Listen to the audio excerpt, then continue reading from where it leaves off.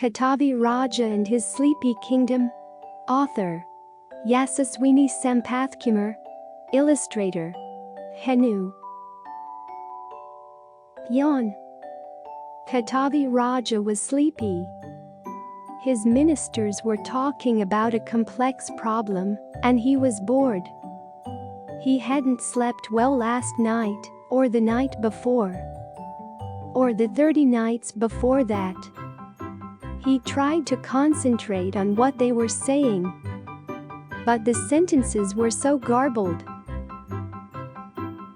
Insofar as the lessee is concerned, the right glablaglablaaa to till and tax blblblublooo. His head lolled forward. Raja Nalan was a good king, but of late, he had a problem staying awake during the day. He yawned in court all the time. So people had started calling him Kottavi Raja, because Kottavi means yawn in Tamil. The finance minister did not want to be left out. So he said, "I drink warm milk with honey at night. Simple, no fuss. No need to trouble the cook. And I always sleep a full 9 hours." The court musician did not like all these stories of food. When his stomach was full, he couldn't sing. But he wanted to help. So he said, "In our family, my lord, we always invite Nidra Devi with music. A beautiful Nilambari, sung with the veena, bliss." The poet said, "A gentle stroll in the palace gardens with a soft breeze blowing, and the moonlight falling on Parajitam flowers ah. The beauty and poetry of the moment will wash away all your worries, Maharaja. Nidra Devi loves a peaceful mind." The court jester added, "If nothing else works, my lord, a good story will always get you to sleep." So many things to try, thought Kottavi Raja. One of them has to work. That evening, the royal cooks were asked to prepare a special meal. Warm rice with ghee, hot sambar, fried potatoes, yam and couscous payasam. And, to wash it all down, cool buttermilk. The king wanted to be sure that he would sleep at night, so he took 2 helpings of every dish. It was nearly 11 p.m. when he finished. Yet old habits are hard to break. He wasn't sleepy. He tossed and he turned, and he became very unhappy with his prime minister. Nidra Devi was missing. He decided he simply hadn't eaten enough. "Cook!" he bellowed. A sleepy cook hurriedly dressed and ran to the king. "Get me a large glass of warm milk with honey. Hurry!"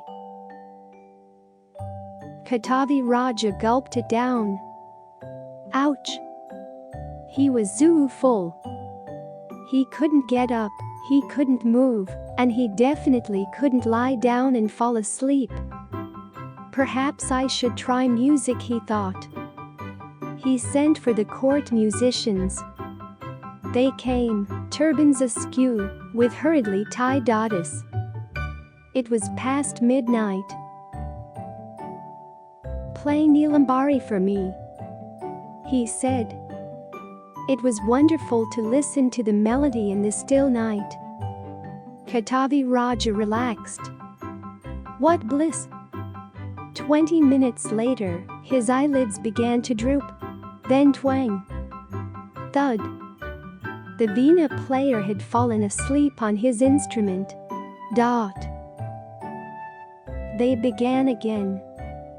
But one after the other, the sleepy musicians dropped notes and played the wrong tune.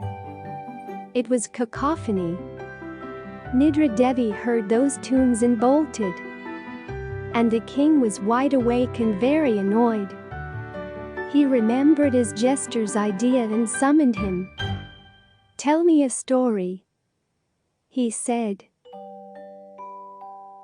The jester started a long boring story, hoping that the king would fall asleep. But our Kottavi Raja was not pleased. He got impatient and kept saying, "Yes, yes, but how does the story end?" Nidra Devi didn't like the impatience, so she kept away. 1 hour later, a hoarse jester ended the story and went home bleary-eyed. And the king? He was still awake. He woke the queen up and insisted on taking a stroll. She got ready grumpily. "Just up to the jasmine garden, okay? After that I'll come back and sleep." They walked in the moonshine, heard the drowsy tittering of birds, and went around the large palace garden. The king found himself calming down and thought, "Aha! Now is the time to go back and sleep."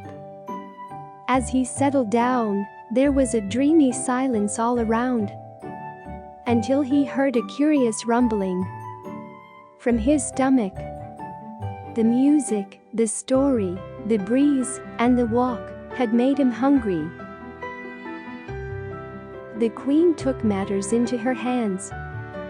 She ordered a small glass of milk and got a masseuse to press his legs. In a few minutes, Nidra Devi came and blessed the king. The palace finally shut down for the night. Every day, this routine continued. Over time, Kottavi Raja started to sleep earlier. In 2 weeks, he found that he fell asleep after his second glass of milk.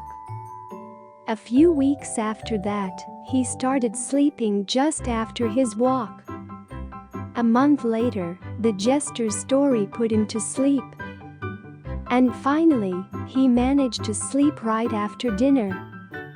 Most mornings, he woke up feeling fresh. He walked with a bounce in his step and smiled at everyone. So the entire city gathered. They were all relieved that their sleepless nights were going to end. The priest began to chant hymns in praise of the goddess. A few minutes into his droning, a new mother, the sleepiest of them all, yawned. Looking at her, her infant yawned. The baby's father saw this and yes, yawned. A musician yawned halfway through a tune, and 20 people around him yawned. Then, their neighbors yawned and a mighty wave of yawns swept through the gathering.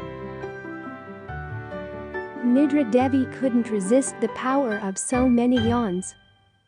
She came running to the city and touched everyone with a cooling breeze. And from that night onwards, she continued to bless everyone in Kottavi Raja's land every night.